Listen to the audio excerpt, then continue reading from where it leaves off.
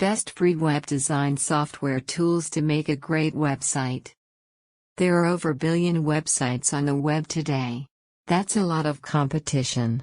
Because of that, it's important to think hard about how you can make your website stand out and attract. Some web design tools will also include hosting services, SSL certificates, content management tools, and domain names. Others will only offer tools for wireframing and visual design. Whether you're looking for an all-in-one solution or a standalone design tool, we've got you covered with this list of top web design software. The first one is CMS Hub, best all-in-one web design software for beginners. CMS Hub is a website builder and content management system that includes a visual drag-and-drop editor, a collection of templates, and an SSL certificate. Because it requires zero coding and includes everything you need to launch a website, it comes out on top as the best all-in-one design software for beginners.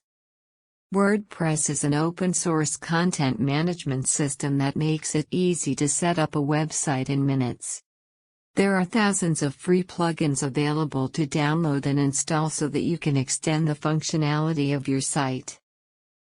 The third one is Figma, best free collaborative wireframing tool for beginners.